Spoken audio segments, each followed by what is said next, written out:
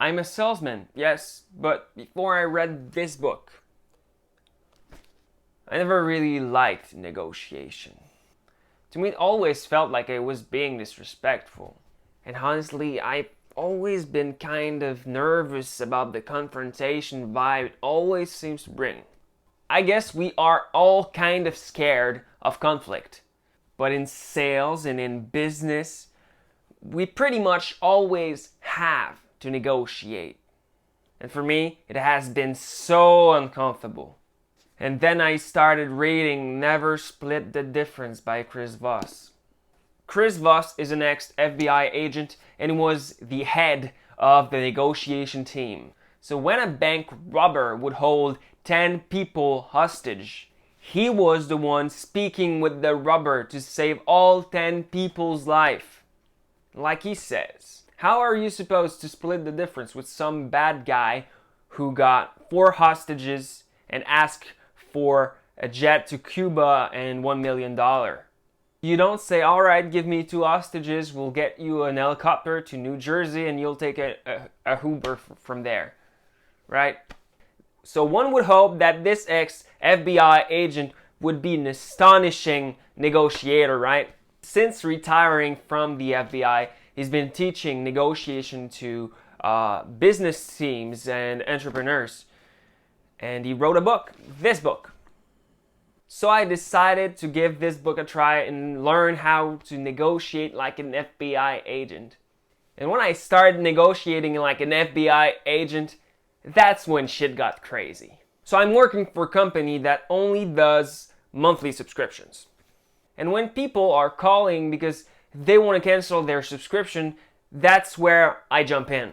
If they cancel, I'm not paid. If they keep their subscription, I'm paid. It's that simple. When people call, they are furious. And I can give them small discounts. That's like my main weapon. So this job pretty much is only negotiation.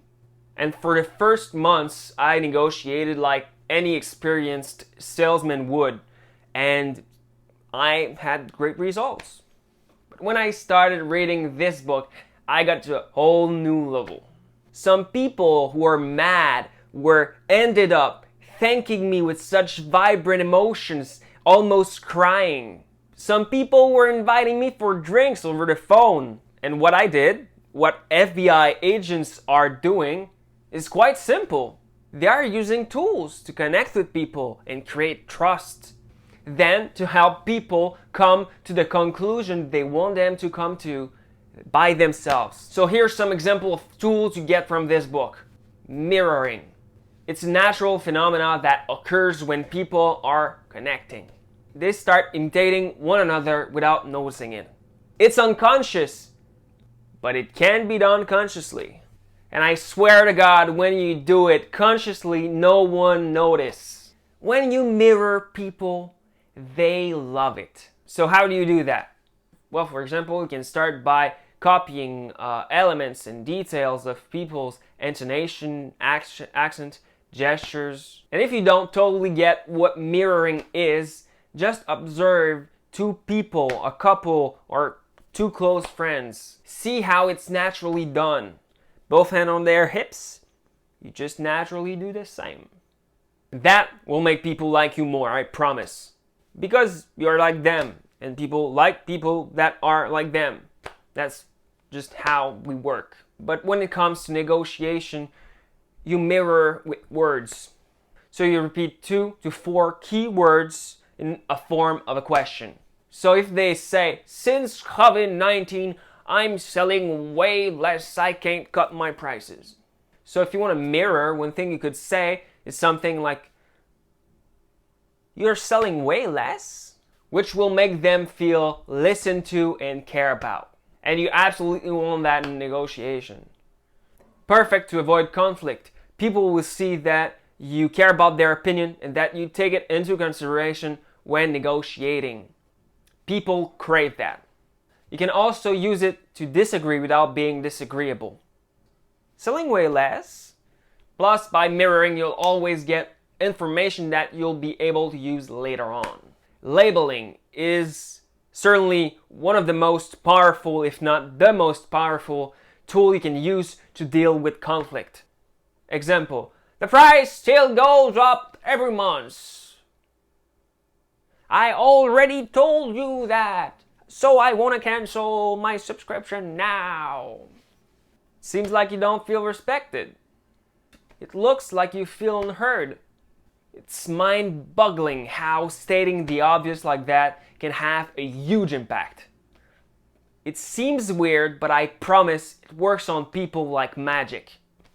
See, science proved that by bringing negative emotions to light, you diminish those negative emotions and you make people think rationally about those emotions. You'll also use it to amplify positive emotions, by the way. And by the way, this is not how you should negotiate. Those are tools that you can use, that you should learn to use to negotiate better. So you learn tools like that in this book, but you also learn how to use all those tools together. See, Chriss Voss thinks that life is negotiation. And there's some truth in that statement. If you ask for something, or you're being asked for something, in some way, you are negotiating. Even if you don't realize it. And once you realize how many negotiations a day you have been making for all those years, you'll realize how negotiation can transform your entire life. Probably really slowly at the beginning, but in an exponential way. And keep this in mind, we are creatures of emotions.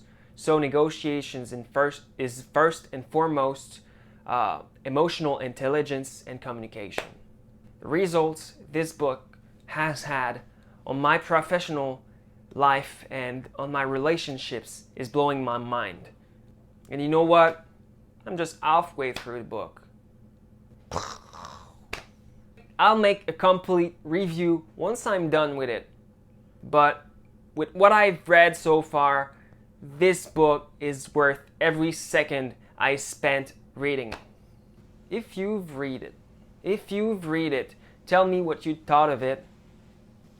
If you want to learn how to negotiate like an FBI agent, go grab this book using the link in the description. It really makes a huge difference for us. Go subscribe so you don't miss our upcoming online course reviews. Keep learning and growing every day, and I'll see you next week.